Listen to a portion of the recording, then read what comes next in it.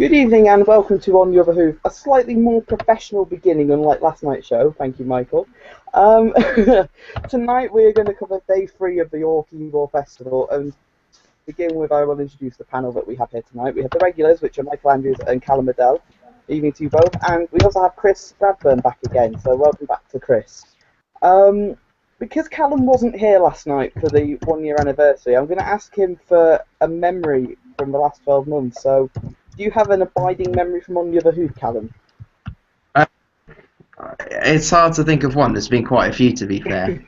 I think up there would be myself ruining our nap on Boxing Day when I put in just a par with an Anacotti reverse forecast, and we were going to go for Anacotti as our main nap.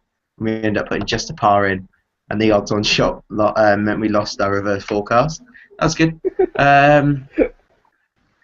The cat, that was good. Yeah, there's been plenty of good times. So ran for Pete, that's up there. Pinot de Rey, he was all right. Yeah, good times. He was all right. And we're gonna look back on today's action, and the starting point is, I'd say I wouldn't say shocking, but the unfortunate defeat of Tagruda in the hands of Tapestry. Did anybody see that coming, or? I did actually during the race. I thought Tagruda needs to really battle back here because Ryan Moore. It was a Ryan Moore ride, and I must say I thought Ryan Moore looked so much stronger, so much superior than Hannigan in the saddle. So I think if Ryan Moore was on Tagruda, she may not have lost. And I wouldn't lose faith for the future on Tagruda. I think she's a very good horse. And I didn't think she travelled as well as she normally did in the race. So maybe she was just slightly below par. And I'm not a massive fan of Tapestry, but the form's okay, and she wasn't disgraced whatsoever. So I think she'll go on and still be a horse to mess with in the arc or wherever she goes. Yeah, and also I'm going to make a point of possibly, I'm going to even say ride of the season, going to Pat Smullen on Short Squeeze. Oh, that was a brilliant ride in the mile handicap. Who did anybody back Short Squeeze here? Just trying to remember. I know Michael backed Top Notch Tonto, who was also given a very good ride in fairness, but I just thought that Pat Smullen rode in with balls of steel, and it was just an unbelievably good ride. Callum, you said you were stood with Rory Jawani, didn't you? Yeah, me and Rory watched it together. Obviously, he follows every Hugo Palmer horse for obvious reasons, and he was very happy. But yeah, the ride was just superb. I mean, the horse doesn't settle in his races, so Swannon's just put him straight out the back, got him settled, and then just ridden him like he knew that they were going to come back to him, and got there on the line. And even if he doesn't get there on the line, I think it's a cracking ride, and the fact he has makes it even better. So yeah, that's one of the rides of the year for me. Absolutely stunning. Oh yeah. If there's a competition on UK for Ride of the Month, that's straight in there, and if there's Ride of the Season at the end of the year, I think that would be definitely getting my vote.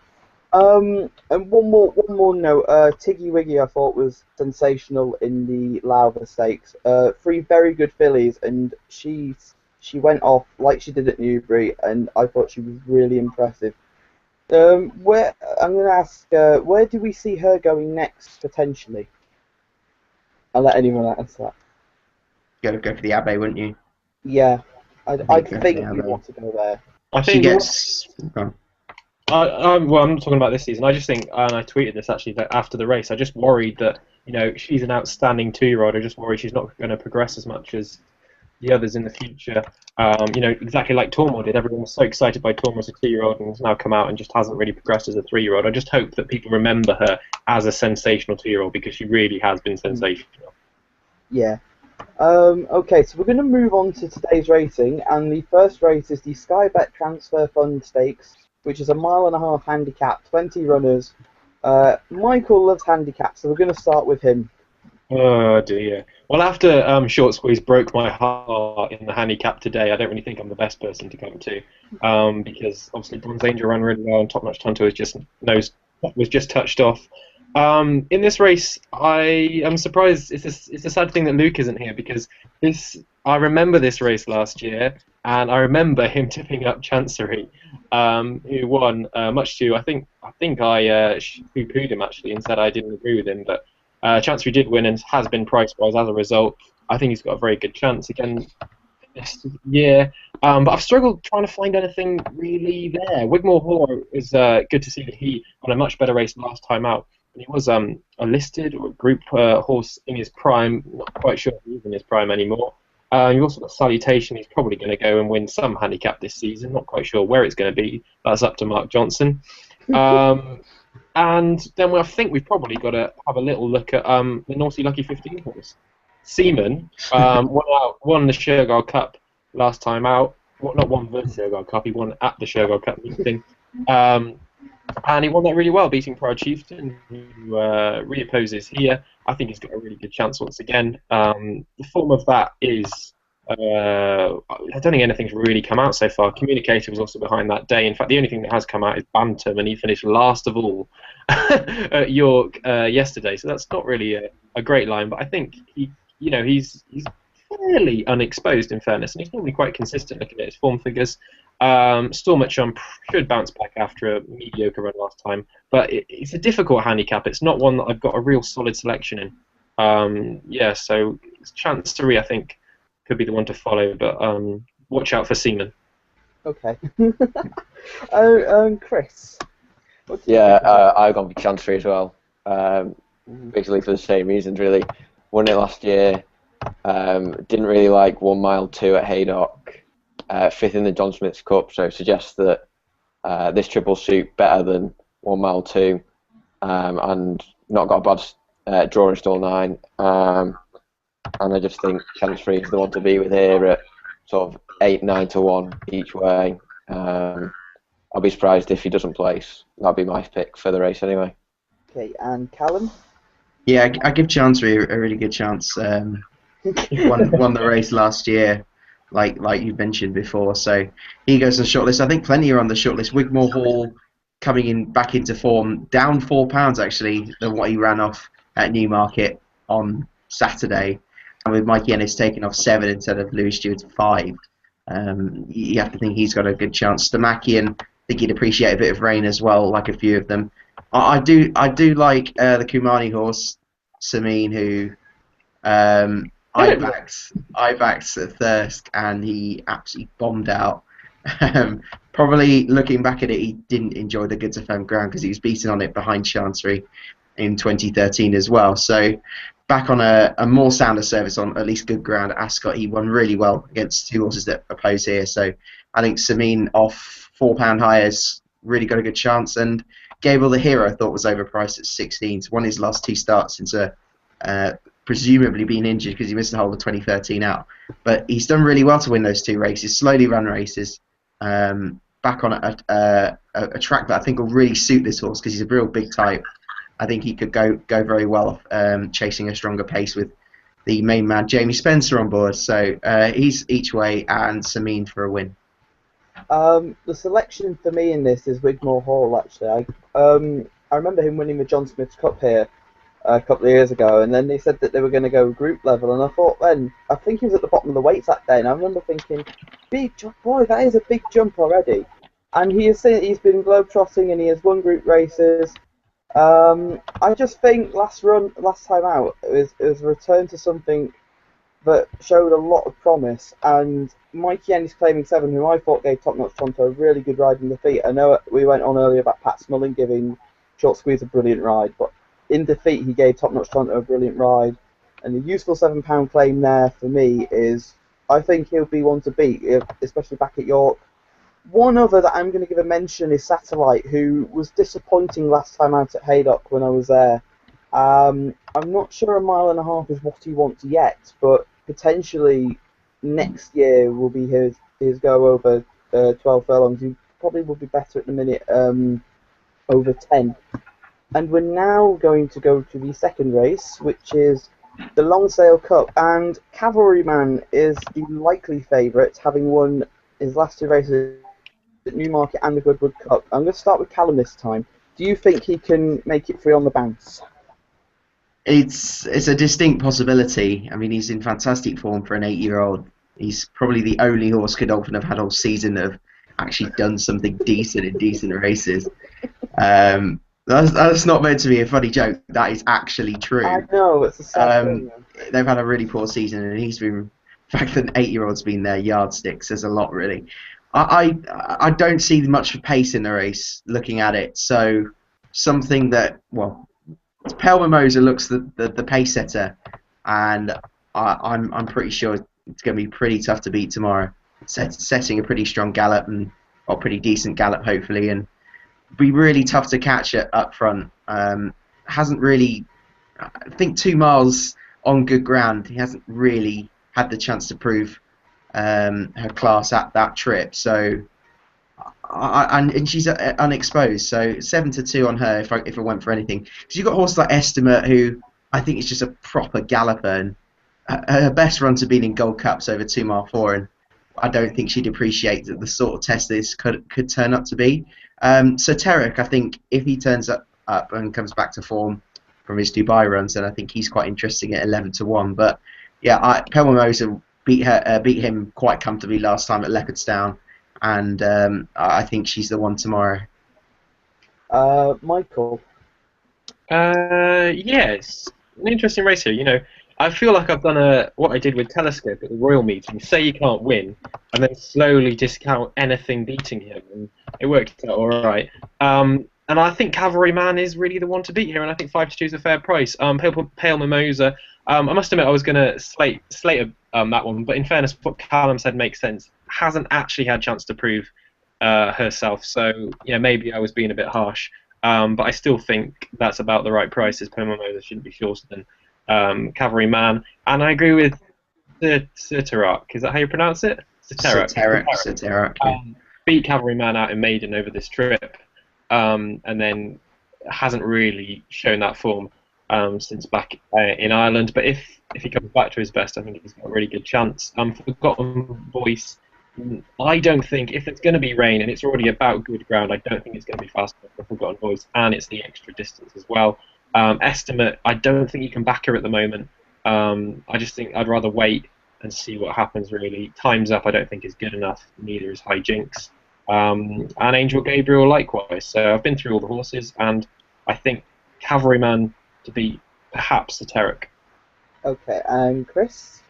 Yeah, sort of the same. I'm with Cavalryman. The one that I would give a little shout to would be Forgotten Voice, just because I don't really see any pace. I guess Pale Mimosa will make it, but if it's sort of a false gallop and there's no more rain, then Forgotten Voice maybe 16-1 might be an each way shout. But if there's a solid pace, which I hope there will be, Cavalryman for me every day of the week. I agree with both. I agree with Michael and Chris. I think Cavalryman is the one to beat here. Estimate can be forgiven for her last run. It was reported earlier today that she's actually in season at Goodwood. So she'd be interesting, but I do think she needs a stiffer test, and I don't think York will play to her strengths. I actually would be willing to give Angel Gabriel a go in this race. I mean, I'm not sure if Goodwood was his track, and he was 5th in the Goodwood Cup, but I know that they'll want to go to Melbourne with him, because he's been doing well in big handicaps, and I just think the Melbourne Cup for him would be an ideal race. So I could see him running well at a big price, but it would be Cavalryman for me. We now move on to the listed Sky Bet City of York Stakes over 7 furlongs, and we're going to start with Chris this time. I've gone for That Is the Spirit in this one. Impressed at the start of the season, winning 3 on the bounce, but did run poorly at Ascot, 2 starts to go, which can happen to any horse. Has already won at York, which is also a big tick, and was back in form when 5th at Newbury last time. Should give a good account of himself, and with Rich Hughes on board as well, that's certainly going to be a positive. Good draw, course and distance win, ground won't be a problem. I can see him running a big race, 8-1, maybe a little bit short, but each way. And then I think Sky Bet are doing 5 places in this race, so that'll be worth a good bet in at 8-1. Michael, will you be continuing the That Is the Spirit love, or? Yeah, well, when you have a horse that has an extra special acronym like That Is the Spirit, it's hard not to want to follow. follow him, and I really like this horse. I said that on debut as soon as he charged out of the gates, and I've been a fan since. Backed him every time. I've backed him every time. Actually, no, I didn't back him when he won against Parbold. It was too good for me. But I think he's a really good horse, and I think 6 furlongs behind Music Master last time, that was a really good run. Only beating 3 lengths. I think a bit of a rain in the ground and back to 7 furlongs is ideally his trip. I don't think this is the strongest race. It's quite a bit of a mishmash, isn't it, of the 3-year-olds and some very experienced handicappers that you've been seeing in races like the Royal Hunt Cup, etc. I think the main danger is one of Adam's favourite horses, Heaven's Guest. Ryan Moore's aboard. This seems to be the right kind of conditions. Didn't run badly last time out against Red Avenger. I said yesterday about Goodwood, it's difficult to make up ground, and he still only got beat by less than 4 lengths. I think it's between those two. I'd love that as the spirit to do what he did last time at York, and it's just to stay out, and then when he puts his injection in pace, nothing can get close. And I wouldn't be surprised if it happens, but he is tackling some very experienced horses who could be plot jobs here. But I personally think it's between those two.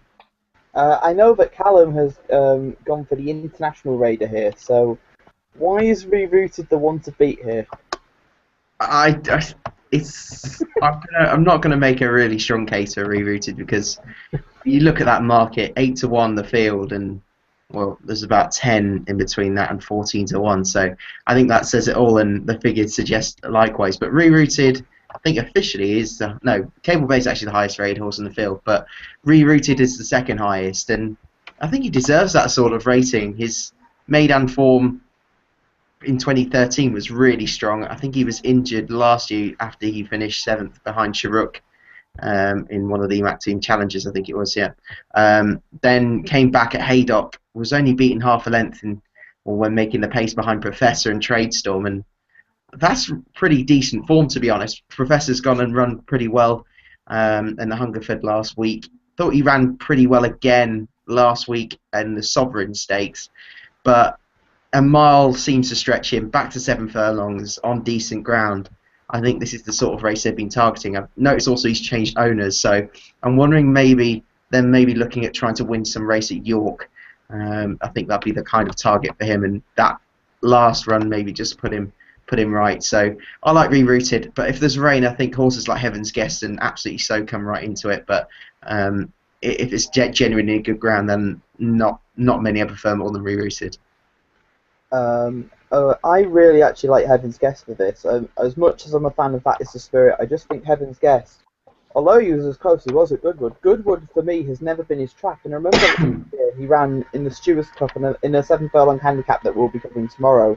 And both times I thought he didn't handle the track. So for him to be as close as he was at Goodwood, I thought that was a really good run. Ryan Moore obviously takes the ride, and I think tomorrow with Richard Fahey as well, Yorkshire based, I think that he could be the one to beat here. Also, Absolutely So as if the rain does come, I agree with Callum there. We both backed him in the Bunbury Cup last time out, and it was painful watching Heaven's Guest win, because he was a horse I put up in this in the flat preview video at the beginning of the year. So Heaven's Guest it is for me, and we now move on to the feature race of the day, the Coolmore Nunthorpe Stakes. 15 runners. We have Borderless Scott at 200-1, who won this race back in 2008 when it was run at Newmarket, and 2009. I personally think he'll be completely outclassed here. The favourite is Soul Power, who's going for... I never thought I'd say this, but Soul Power's actually going for a free-timer. But at 7-2, I think, personally, in my opinion, he's on the short side in the betting. We'll start with Callum. Do you think Soul Power is the one to beat here? He's the one to beat. I mean, that King Stand run was super impressive, and he's a wonderful horse when he gets his conditions, and Richard Hughes is the perfect partner for him. I would note that obviously he won the Nunthorpe at 100-1 a few years ago. Since then, he's been beaten in the race twice or 3 times, maybe. Maybe the ground was a touch too soft last year when he was second, just about second, I think, behind Shay Shay and Jawala. But I think he's probably opposable. There's a few rumours going around that he's not fully fit either. So I would look elsewhere. Again, if the rain came, Hot Streak would come into it. I think Take Cover, a race where generally a horse that comes out in front at York, which is a real speed track over 5 furlongs, a horse like Take Cover is going to be really advantaged by just going out all guns blazing. And I really do like Take Cover tomorrow. I know he's a 7-year-old, but he's rapidly improving still. He's quite lightly raced for his age, and I think he's got a massive chance tomorrow. Cougar Mountain, no surprises that Aidan O'Brien absolutely loves this horse. They seriously rate the horse. I'm not keen about 6 furlongs. Rangali for the Frenchies coming over, the 3-year-old, is way overpriced. Well, he was way overpriced before Price stitched him up, but 12 to 1 is still a backable price for me. The horse is, well, rated 118, and Soul Power's rated 119. This horse should not be 12 to 1, even 12 to 1. He's beaten Catcall last time out, step a point in behind in a race at Chantilly on good ground. And they're really decent horses, and he's on the up rapidly as a 3-year-old. He shouldn't be that price. I'm quite staggered by his price, to be perfectly honest. Total unknown quantity in the race, and I think he'll run really well. So Take Cover, I think, will go really well from the front, and Rangali from further behind. They're the two for me at the prices. Okay. Michael. Yeah, Callum has stolen pretty much everything I wanted to say about Rangali. Sorry.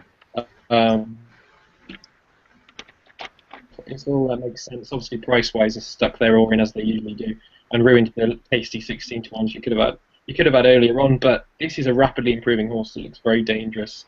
Henry Pantal is a very good trainer. He places his horses very well, and I think this horse has got a very good chance. Obviously, gets the £2 weight penalty as well.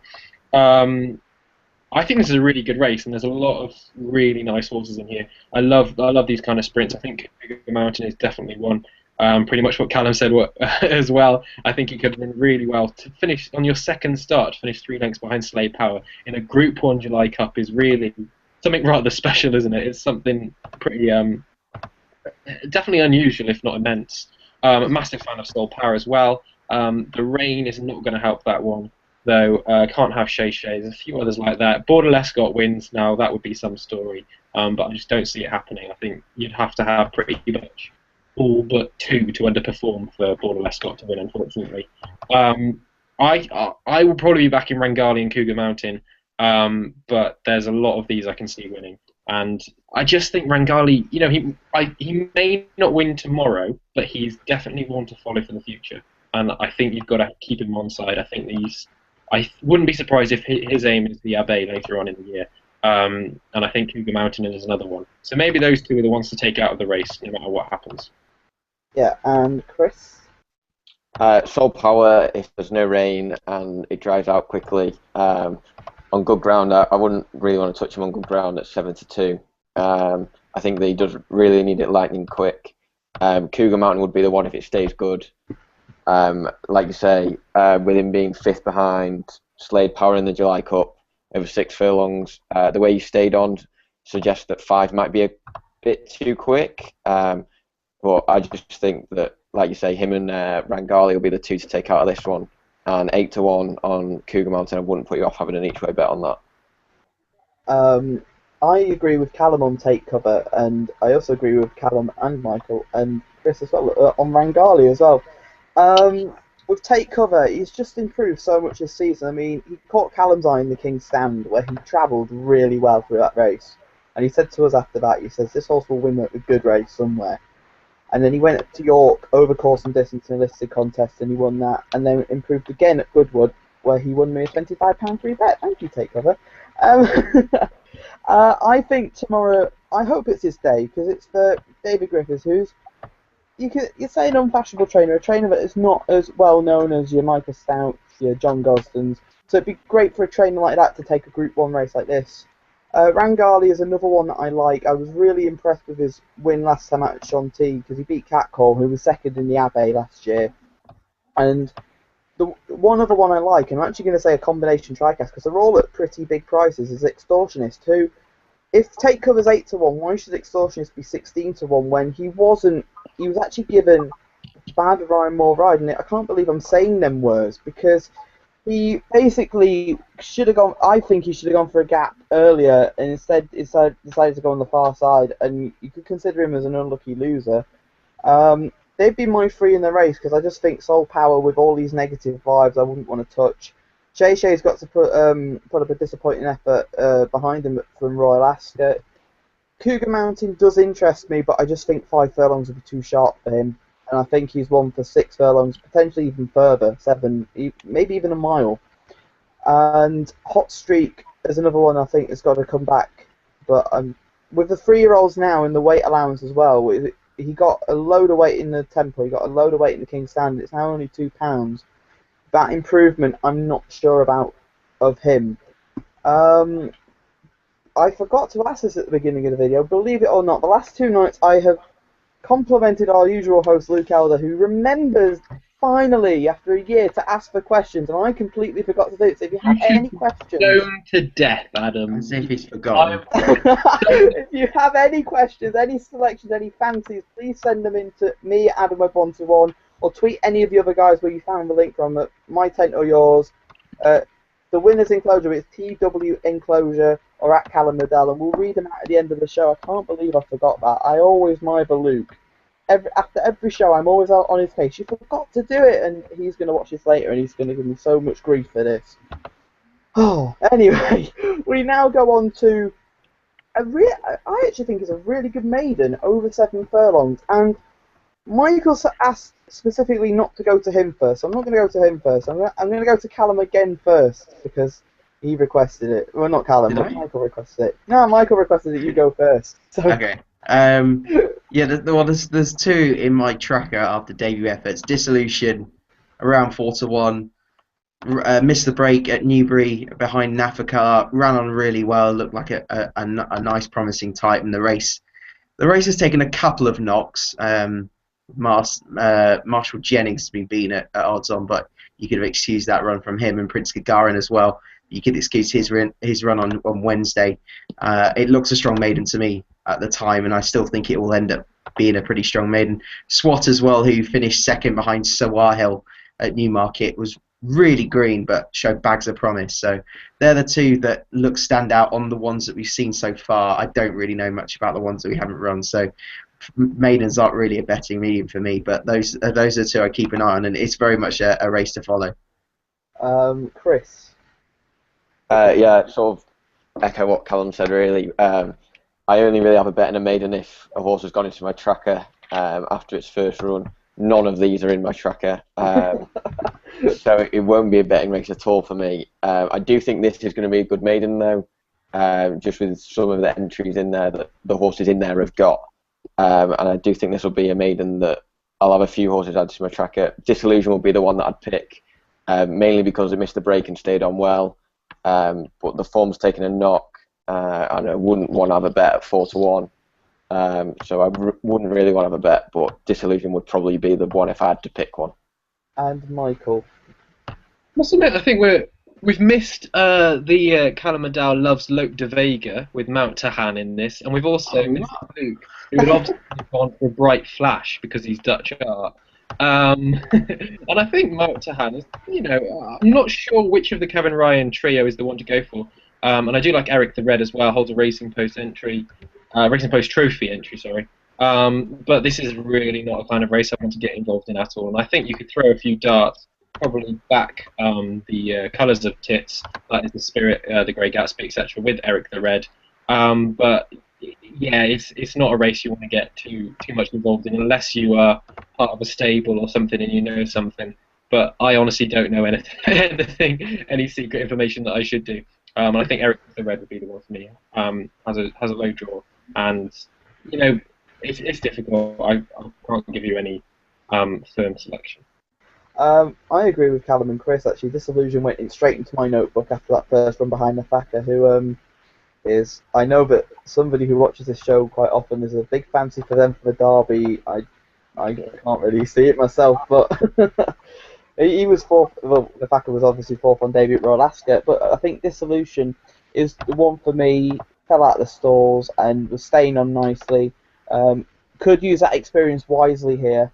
The other one that interests me is Foreign Diplomat. William Haggis is having an excellent week at York, and I think that considering the class of race, I think this is the classiest maiden we've had this year, because most of them are normally class 5s and class 4s, and this is a class 2 unless the Racing Post have stuffed it up again. I don't think they have this time, but then again, it is a classy maiden because it is worth 24,900 to the winner. And with some of these entered on debut, you have to think that connections must rate some of these horses. One I will point out before he runs is White Lake, and looking at his pedigree, there's a lot of stamina on the dam side, and I'd be interested in him potentially going forward to next season. So Disillusion would be the one for me, but maybe one for the future could be White Lake. And we end the card with a 3-year-old handicap over a mile. And we're going to start with Michael this time, as he loves handicaps. Thanks. I better turn the page, I think. Yeah, this is difficult. This one. There's nothing that really. There's no place I can really start to kind of rate everything else, and I'm going to have to start with Extremity as a result. When I was at Goodwood, I was basically told, and I think the market told as well, that Hugo Palmer really, really fancied this horse that day. Finally took him up to a mile, and then Ryan Moore managed to get him home just in time. And I'm going to reiterate what I said about Goodwood again. He was held up mid-division, but he just managed to get there. So I think he's value for extra, not just the short head that he won by. He's unexposed there, and then you just have to drop down one race card number to Halation, who I know Luke is a big fan of, and he's been really impressive this season. He's been only out of the first 2 on his debut. And that was behind Abseil, so that wasn't a bad debut whatsoever. He's won his last 2. He's only been winning them by, short margins, but I think he's ready for this kind of step up, and we'll really see how good he is. Those 2 would be the ones I want to take. Some of them towards the bottom especially, I can't really be having Master World Regiment, Elmo Heat, a few others like that. But towards the top, Maverick, Wave and Pit Stop could be interesting runners. Lockhart, if any Harry Potter fans are in, that's the one for you. Chris. Again, this isn't really a race that I want to get stuck into. Munasser would probably be my pick if I had to pick one. Ran really well last time, and that was the first run after he'd been gelded. So I think he's got more in hand after that. And I just think that the £12 rise that he's got doesn't really represent the way in which he won. And Sir Michael Stout, Godolphin horse, is something that's always worth watching. And I guess you could give a squeak to Extremity, but I just think that the rise as well, he only just got home last time, and the rise in the weights might just put me off him. So Munasser would be my pick, but 5-2, bit too short for a handicap of this sort of quality. Again, a race I wouldn't want to get involved in, but Munasser would be the one that I'd go for if I had to pick one. And Callum. You won't see an easier winner of all season than Manasseh at Newmarket last time, who quite literally won on the bridle by 3 lengths. Gone up £12, like Chris mentioned. I think that's a pretty fair rise, and the gelding operation made a huge difference to the horse, so he's got to have a massive chance. Muharib got to go well again. If they go quite quick up front, then he's going to pick them off. He likes to be held up. Extremity settled a lot better last time out. Probably not the strongest of races he won at Goodwood, even if it was a glorious Goodwood, and he got an absolutely cracking ride by Ryan Moore. But he's going the right way, and Maverick Wave's another one that you've got to give a chance to. John Gosden really raced his horse, and softer ground probably wasn't to suit last time in a quite tactical race. I know Luke would have gone for Halation if he was here. Yeah. Again, he's one in the thoughts for a handicap. I just think he wants a bit further now. Just looks a bit, but he just stays quite well, and I think 10 furlongs you'll see a better horse, and a stiffer track like Sandown suited him more than I think York will. Manasseh's the most likely winner. He's priced to be, so if I went for one at a price, I think Maverick Wave will run well at 8-1. Luke, actually, I asked him for a nap about 2 hours ago, and he says Halation, so that's his nap of the day at 11-1.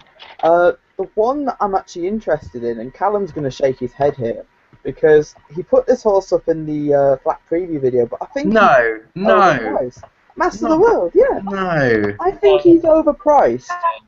especially with the runner-up behind Halation last time out, where he had them at work. I know it's a first-time visor. If the visor does that again, Halation's 11 to 1 and he's 28 to 1. I think he's overpriced in this. I think he will win a handicap somewhere. I don't know where, but I think he will win one. Yeah, he will, but it's a good one. This. It's a Yeah, really good true. one. Actually, yeah, I can see your point. He would be sort of a tentative each-way selection, but the main selection for me would be Extremity, who won nicely at Goodwood last time out, and he kind of reminds me a bit like Inscription, really, who was just such an improver for Hugo Palmer and Short Squeeze as well. So I think Extremity for me would be the main selection, and Master of the World at a bigger price would be a tentative each-way selection.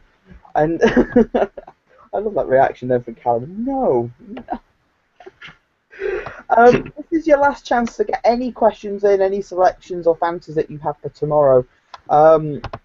Before we do that, we'll do naps first. We'll get them out of the way. We'll come to Michael first. Oh, and a Naughty Lucky 15 as well. Oh yeah. I haven't really sorted a nap out, to be honest. I think I'm going to struggle with a nap tomorrow. We'll do your Naughty Lucky 15 first, and then we'll. Yeah, I'll do the Naughty Lucky 15. Then you can. I can go and find some horse running at Foss Lass or something. Naughty Lucky 15. Obviously, Seaman in the first. The best acronym in the world. TITS. That is the spirit. Cougar Mountain. That's where Adam finds his mates, and also. Bright Flash in the maiden race. Oh my word. That's an interesting Naughty Lucky 15, and your nap for tomorrow is? You said you'd come back to me. Oh, alright then. Callum, what's your nap for tomorrow? I don't know, to be honest. There's not really a standout for me. No, I'll put a Rangali each way. There's no real standout bet for me tomorrow, but I do quite like Rangali. Okay, Chris? Again, there's nothing really that properly stands out at me. I'd probably have to pick Cavalryman, really, just because I don't see anything beating him in that race. And all the other selections, I can see why you would want to oppose them. So yeah, it'd probably be Cavalryman for me. I'm going to side with Take Cover in the number 4. I was really impressed with his win at Goodwood last time out, and I just think he's a horse on the upgrade. Michael, do you have a nap? No, a horse that my naughty for Lucky 15, my lap or yours, at Foss Lass. I can't believe I've forgotten about that one. There's so many good races tomorrow, in fairness. We've also got Newmarket as well. We'll have to go with... We'll go with Heaven's Guest. I do really like that horse tomorrow. Ooh. Oh, yeah. Fair enough. So, then again, you guys napped in for me a couple of weeks ago. Each playing the international, he came third. Okay, so I'm going to read out some questions that we got in, and thank you to people that asked questions tonight. And we start with Private Sean, who asked us, this week we've seen Avenir Sertan, Australia into Gruda. Which stands the best chance of winning the Arc? Avenir Sertan. I agree with that, actually. We 3-year-old filly getting that allowance, as someone said to me yesterday. To be fair, whoever named him had already predicted how good he was going to be. Yeah. I think they knew. They knew. Mine would be Avenir Certain out of them three, but See the Moon, I just think is going to win the Arc. I just think that horse is something special. And has Ryan got to you? He doesn't know who Ryan is. On Harbour Watch, he brainwashes people to say See the Moon's going to win the Arc. If anybody who's watching our show doesn't follow him, go follow him on Twitter. He's a good laugh. I'm not reading out the question he's just given us. Oh. About the stupid collateral form with Australia. I mean, make a case of the horse, but not that.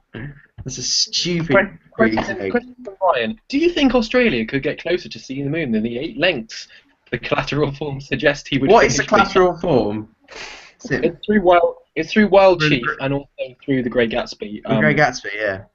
On the Prix de Jockey Club day. Yeah, that's fair enough. But that's so collateral. Could not be more collateral. I think it's interesting that See the Moon is actually out of training at the moment. Which is, I think it's a bit... I'm surprised that he's gone favourite for the Arc having not left his stable. I think that's perhaps now a false price, and I think he'll be bigger on the day. So if you're looking to have 7 to 2, don't take it. I think you'll get bigger on the day. I agree with that. And I'm personally at the moment, I think Avenir Sertan is overpriced, considering the Phillies' weight penalty, and considering she's just so under the radar. No one seems to rate her whatsoever, and she's just Keeps winning. And yeah, she keeps winning, and she keeps winning races, and with a certain amount of authority. So at the moment, Avenir Sertan would be my anti-post for the Arc.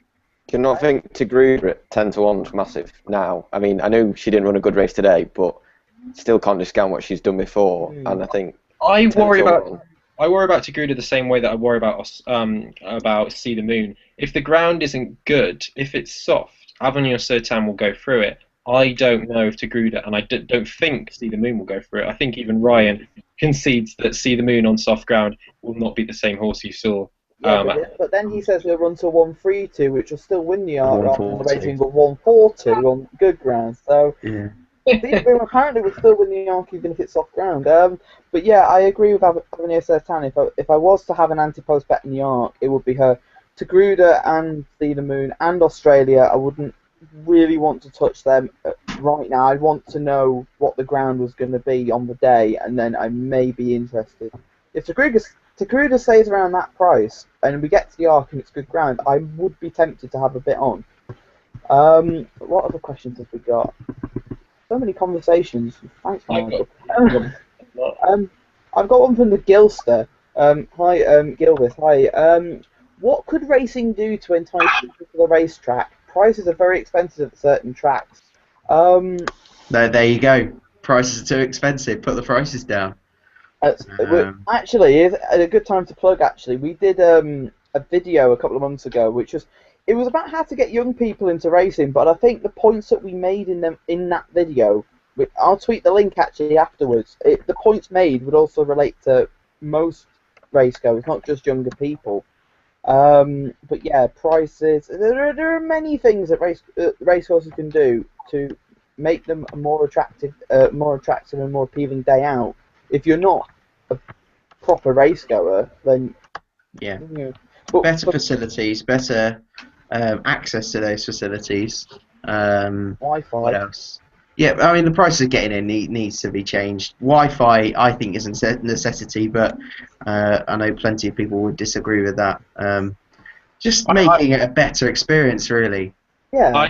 I still maintain that there should be Wi-Fi if the bookmakers refuse to take £1 each way. I still am so angry about the bookmakers who refuse to take that. On a 50-to-1 shot, you're just discouraging people from just going if they think they have to spend £5 on each race. There's 7 races, £35, £35 probably to get in. I know it definitely is at Newbury. Sorry there, Newbury. And I also think that it should be a lot cheaper at every race course for students under 25, because if they get hooked at a young age, they'll spend the money to come to the meetings later on in their life. But if they're very alienated. If they're under 18, they've got to get their parents to put a bet on. I'm not saying that people don't put a bet on every. If you go racing, you want to have some kind of interest, and people will put bets on. They just get their parents to do it. You're not stopping it just because it's. But as soon as they go over 18, then they have to pay 20, 25 quid to get in, and that's only at some mediocre meetings. If you're travelling as well, it's a lot of money. It's a lot expense. And if we don't have a huge amount of following from horse racing anyway, if we're just going to be really expensive, we're never going to have. It's never going to grow. So I think invest in the future by giving cheaper tickets to students. I will make the point though that the British Champion Series for Champions Day, the initiative for students, the 2,000 free tickets, I think that is a fantastic idea. Yeah. I know several people have already used it, myself included. Yeah. What was the question? Jamie Brownlow got in touch. Hi, Jamie. Hi, Ad. There's a few. In the 155, he's gone for Glenard and Pearl Castle. In the 230, Hijinks got his conditions and runs well at York. The 305, that is the spirit. Look out for Penitent. I see what you did there. In the maiden, he likes the look of Swat. Second in his first race. And in the last race, Al Muhit and Muharib. Keep an eye on Midland Park Racing colours running well at the moment, past couple of days. Have any of you got any tweets? Yeah, I've got quite a few from Jamie Brownlow as well. What do I think of the Numfort Stakes? There's pace in the race. He likes G-Force, obviously, and Pearl Secret. I think you might have just said that, though. And he also, trainer of Soul Power, said they did have bad ringworm, another horse in the stable as well, so that's an interesting point. And he also speaks about Steps if he gets his conditions. We're all big fans of Steps, but I do honestly think he's not quite this level at the moment. I think this is a decent race, and I just think Steps would need a lot more rain to be able to be as... Imagine if he won tomorrow. Imagine if Steps won tomorrow. Oh my! I think all of us would be livid. The horse has just missed the break consistently. Well, last twice, 3 times maybe. He's missed the break. He can't do that tomorrow. That's my issue. That's the one thing. If I looked at him each way and I thought, but then if he misses the break tomorrow and he's drawn on the side where for me it's only Stepper Point who would go out, and I think there's him and I've forgotten who's drawn in 3, but they're hold-up horses anyway. So he'd have to get across that near side, and you'd lose a good few lengths doing that, and you can't do that in an unfought. Any other questions from you guys? I'm just checking mine. One more from Private Sean. Don't you think Shay Shay has a shout, especially getting a decent draw for the first time when in the UK? Personally, I've never been a Shay Shay fan, so I'm probably not the best person to ask. And I think he's run well in some really good races over here, but I've just not been a fan, and I'm quite happy to pretty much ignore him. I don't know what anybody else thinks. I'm inclined to ignore. I'm not inclined to ignore him. I respect him a lot, but I just think that he's got that disappointing run at Royal Ascot to put behind him, and for me, that's enough to put me off. Oh yeah, the horse they mentioned as well, Pearl Secret, Sprint Cup, 6 furlongs. If Slade doesn't go, I'm lumping on, especially on off the ground. Ant Sherrod has got in touch. Hi Ant. He asked us, after Tiggy Wiggy's win today, who is the most impressive 2-year-old you have seen this season? He thinks likely an Ivorwood, who that he likes. Mine runs on Saturday. Ooh. Limato. I thought he wasn't running. Is he not running? I heard he wasn't running. Leave it out. That gym crack was meant to be amazing, and now it's rubbish. No, he's not. There was I think he coughed yesterday, so he wasn't entered. Two-year-old. Well, that's disappointed. The 2-year-old that I've been really impressed by has only won his maiden, but Fadan at Haydock was for me really, really impressive. And with Dutch Connection coming out and winning the Acom yesterday, I think that Fadan is a serious horse, and wherever we see him next, he's a very exciting horse. Have Chris or Michael got any 2-year-olds, the main 2-year-olds so far that been impressive? Yeah, I'd say Faden as well. Just really impressive, and the form looks good as well with Dutch Connection winning twice since then, I think. Yeah. I think Alnamar is going to be good as well. Was quite smart on debut over in France. I'd like to see one more run from her. But I just think those are probably my 2 fancies for each Guineas for next year at the minute. And Michael, do you have a 2-year-old that you've been mostly... Alnamar being the 5 million filly, isn't it? That one will be watched very closely, I think. I don't think you get away with too many big prices on her. I must admit, I was quite impressed by Cursory Glance today. I think that one could be one for the future. I think Step Up in Trip is really going to help that one, and I wouldn't be putting people off for the Guineas, in fact, and that's odd coming from me because I'm not very good anti-post. It came out all right at Cheltenham last year, but this year, in fact. But anti-post is not normally for me, but I do really like Cursory Glance. I was really impressed today, and to keep up with Tiggy Wiggy for a long stretch of the way, I think is really impressive over 6 furlongs, and I think we'll only appreciate a Step Up in Trip. So yeah, Cursory Glance is one for the future. One more mention for a horse. I like Cody Bear. Yeah. I'm really sweet on Cody Bear. He's my only. I've actually backed him for the Guineas at 33s. I just think he's. I just think he could be quite a really nice horse next year. I think he's got a lot of scope actually for a Kodiak.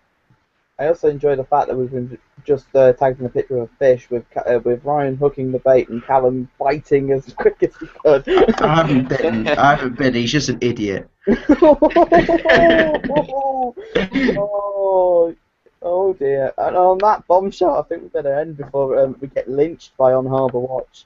Oh my word. Right. Thank you very much for watching. Tomorrow will be a more normal video as we will have Luke back. I think he's probably home by now. He's probably back watching us. So if you're watching right now, Luke, hi. Thank you very much for watching. Thank you for all your questions. Good luck if you have a bet tomorrow. And from everybody here tonight on The Other Hoof, goodbye.